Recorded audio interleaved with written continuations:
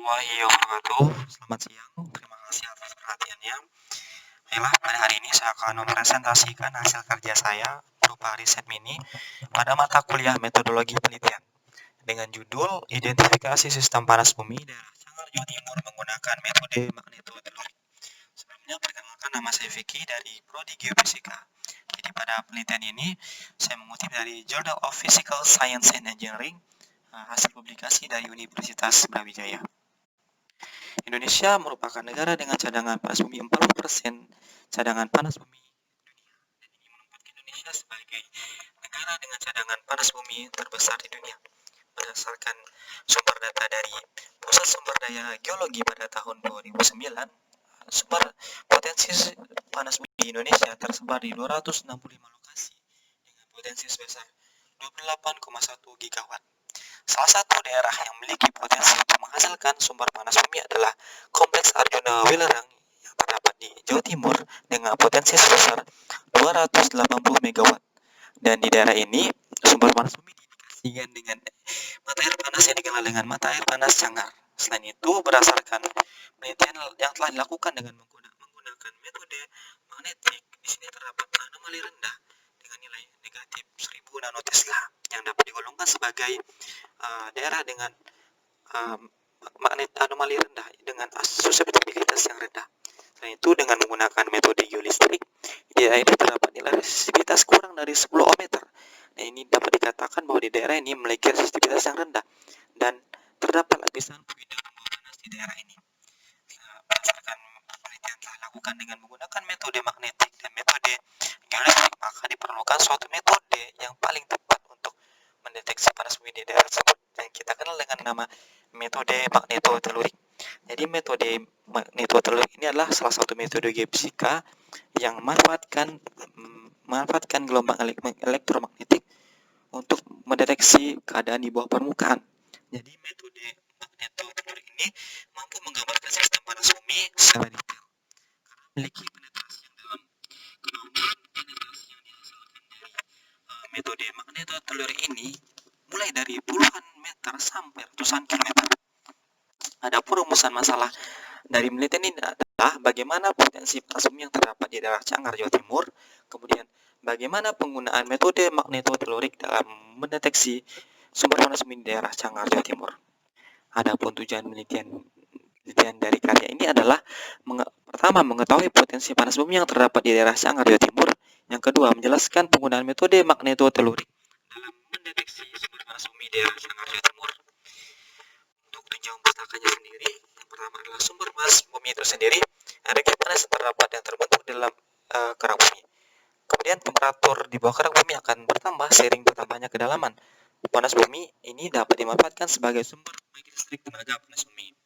Kemudian daerah Cangar, Jawa Timur sebagai lokasi subjek penelitian dari karya ini adalah merupakan manifestasi panas bumi yang berada di Kompleks Arjuna Wilerang yang salah satunya berupa mata air panas. Kemudian metode yang digunakan pada penelitian adalah metode magnetotelurik. Jadi metode magnetotelurik ini merupakan salah satu metode geofisika non-seismik yang bersifat pasif yang memanfaatkan gelombang elektromagnetik. Medan elektromagnetik ketika menembus bumi akan menghasilkan suatu arus yang dikenal dengan arus telurik.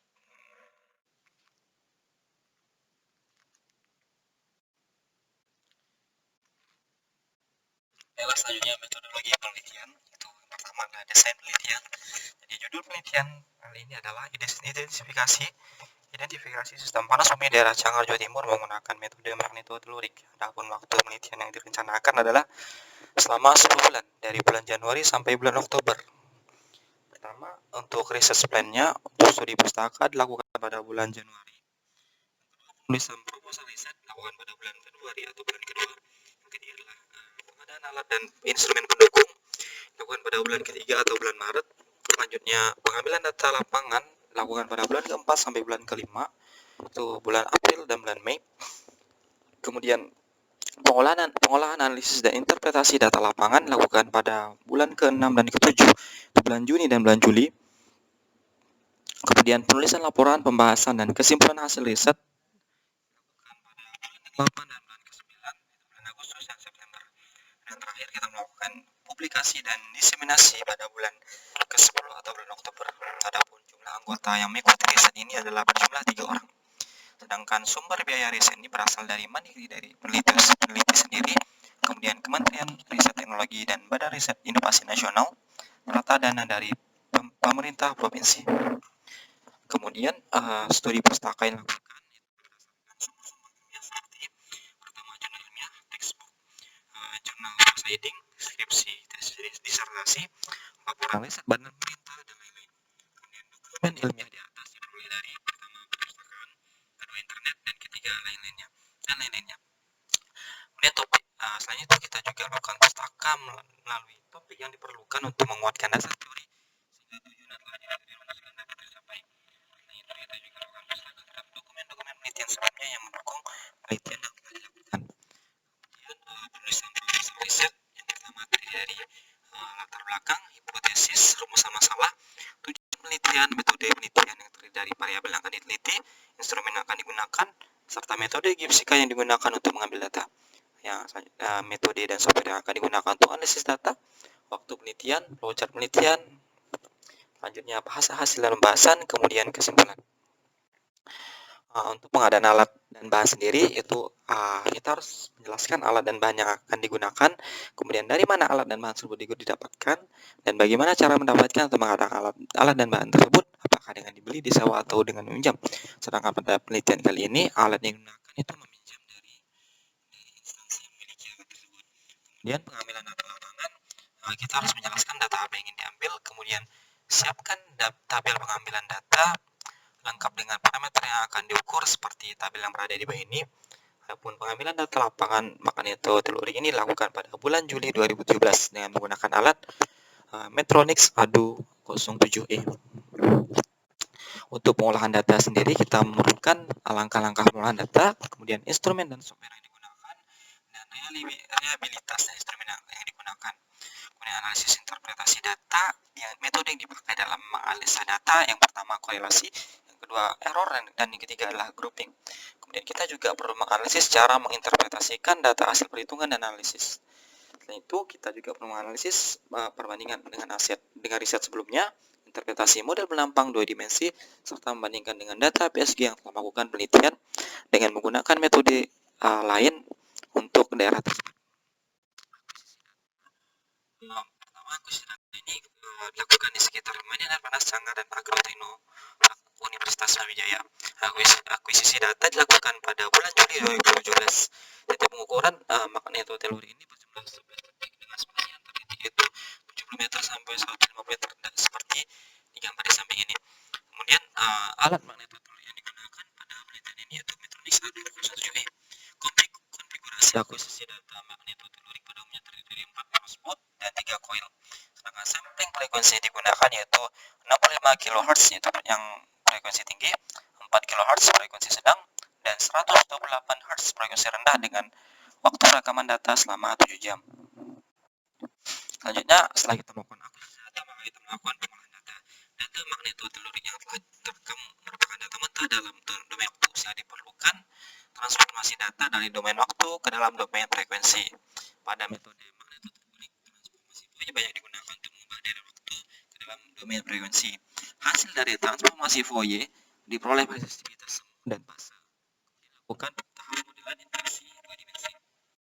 Untuk menguji validitas dari penelitian yang telah dilakukan, maka kita perlu melakukan studi validasi.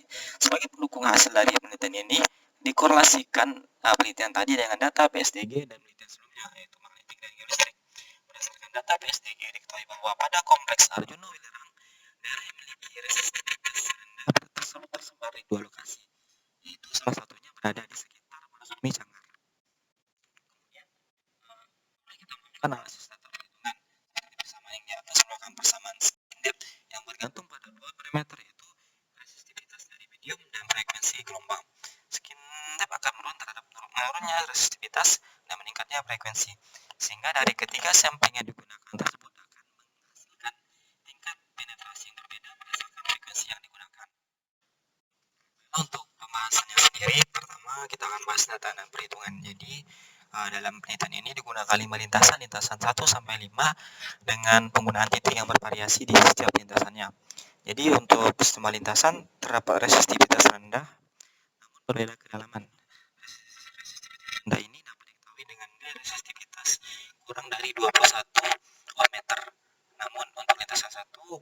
kedalaman 1.300 meter, lintasan 3.000 meter, lintasan 4 16 meter, dan lintasan ke-5 1.000 meter. Untuk resistivitas sedang hampir seragam di semua lapisan, yaitu lapisan 1 sampai ke 5. Kemudian resistivitas tinggi juga lihat dari barometer lebih dari 167 ohm meter, namun tidak terdapat resistivitas yang tinggi pada lapisan keempat. Kemudian kita lakukan analisis setelah tadi melakukan data dan perhitungan dan analisis hitungan, maka kita akan melakukan analisis berdasarkan hasil penelitian. Diketahui bahwa rentang nilai resistivitas di daerah Cangar berkisar antara 4 ohm meter sampai 2000 ohm meter. Lapisan dengan nilai resistivitas rendah kurang dari 21 ohm meter diinterpretasikan sebagai lapisan menudung dengan keberadaan tingginya kandungan mineral lempung pada batuan.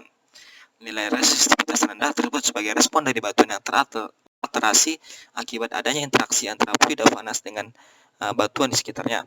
Lapisan memiliki nilai resistivitas sedang 21 sampai 167 ohm, biasanya berasosiasi dengan batuan yang berfungsi sebagai reservoir panas bumi.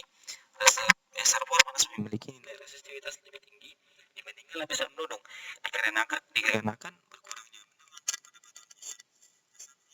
reservoir merupakan tempat terakumulasi fluida panas yang melibatkan metal. Nilai resistivitas tertinggi pada penampang hasil inversi dua dimensi yaitu lebih dari 167 ohm meter, sehingga diduga sebagai lapisan sumber panas daerah panas bumi Cangar.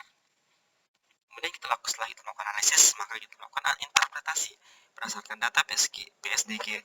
Diketahui bahwa pada kompleks Arjuna Wilerang daerah memiliki nilai resistivitas rendah tersebar di 2 lokasi, itu salah satunya berada di daerah sekitar panas bumi Cangar. Kemudian keberadaan patahan Cangar, rekahan batuan dan nyis air panas bikarbonat mengidentifikasikan bahwa daerah panas bumi Cangar diduga merupakan zona outflow, sedangkan zona upflow diduga berada di bawah puncak Gunung Welirang yang berasosiasi dengan batuan andesit. Adapun kesimpulan dari penelitian ini adalah dari hasil pengolahan 2 dimensi inversi data magnetotelurik, diperkirakan adanya sistem panas bumi di daerah Cangar dengan nilai resistivitas yang berbeda tiap lapisan, yaitu dengan nilai resistivitas rendah kurang dari 21 ohm meter diduga merupakan lapisan penudung, resistivitas sedang 21 ohm meter sampai 167 ohm meter diduga lapisan reservoir, dan resistivitas tinggi diduga lapisan sumber panas saat lebih dari 167 ohm meter. Pada area sistem panas bumi Cangar tersebut ternyata terdapat patahan Cangar dan beberapa retak-retakan batuan di sekitar manifestasi air panas. Hal tersebut menunjukkan bahwa daerah Cangar merupakan zona outflow.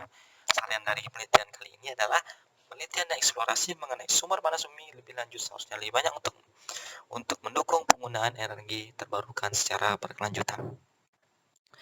Mungkin itu saja yang dapat saya sampaikan. Mohon maaf atas segala kekurangan. Terima kasih atas perhatiannya. Saya akhiri. Selamat siang. Assalamualaikum warahmatullahi wabarakatuh.